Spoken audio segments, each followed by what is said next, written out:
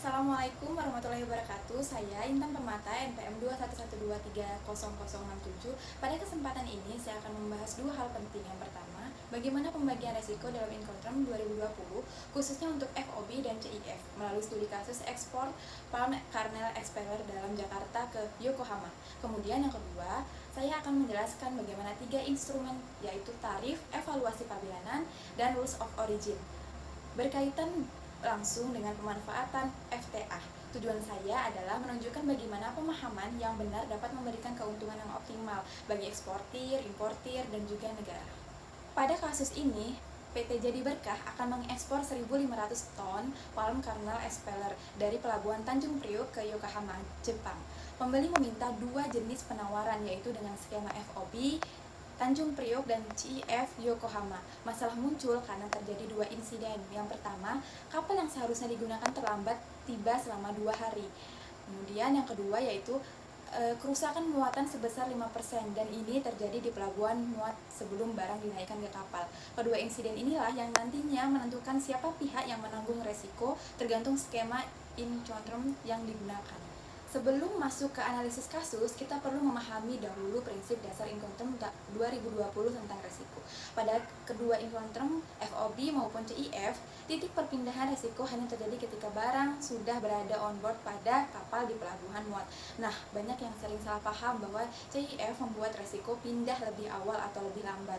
Padahal tidak, CIF hanya menambah kewajiban bagi penjual, yaitu membayar biaya angkut dan menyediakan asuransi untuk pembeli. Namun, titik perpindahan resikonya tetap sama seperti FOB. Karena itu, waktu terjadinya kerusakan muatan menjadi faktor penentu utama dalam kasus ini. Sekarang kita analisis dua insiden tadi dengan menggunakan prinsip Incoterm.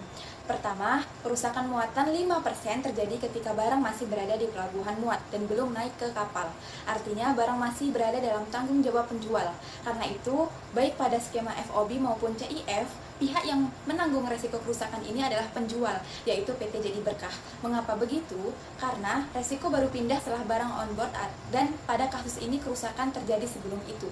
Yang kedua, mengenai keterlambatan kapal 2 hari. Jadi penjual sudah menyiapkan barang sesuai jadwal pemuatan, maka penjual tidak menanggung resiko atas keterlambatan kapal.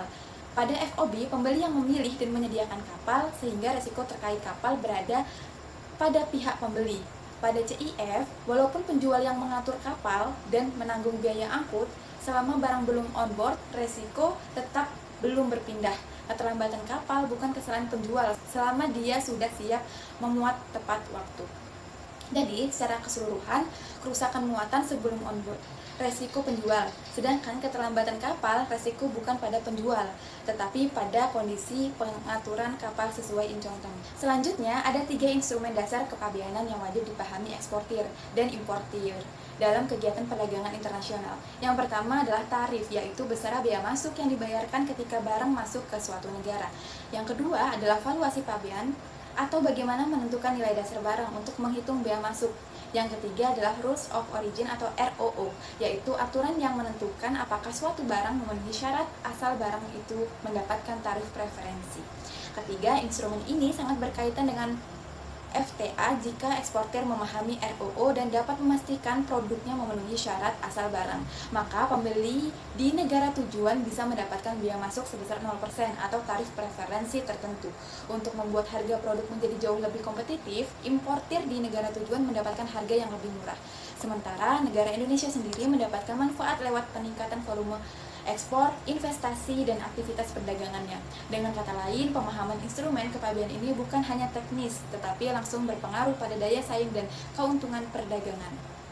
Selain itu, keuntungan optimal dari pemahaman ketiga instrumen tersebut dapat dirasakan oleh seluruh pihak. Yang pertama yaitu bagi eksportir, pemahaman tarif, valuasi pabean, dan memungkinkan mereka memanfaatkan fasilitas FTA secara maksimal.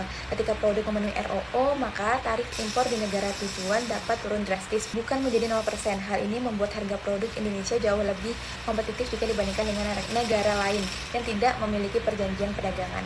Selain itu, pemahaman kepabeanan yang baik membantu eksportir menghindari masalah administratif, mengurangi biaya logistik, dan mempercepat proses pengiriman barang. Kemudian, bagi importir yaitu penerapan instrumen kepabeanan memberikan kepastian biaya.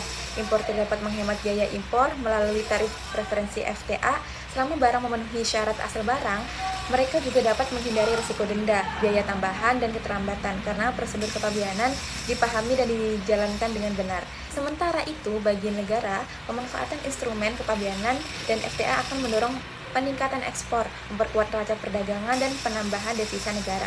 FTA juga membuka akses pasar baru bagi produk Indonesia dan memperkuat hubungan diplomatik serta kerjasama ekonomi dengan negara mitra. Selain itu, regulasi kepabeanan yang jelas juga dapat meningkatkan kepatuhan pelaku usaha dan membuat sistem perdagangan nasional lebih efisien dan transparan.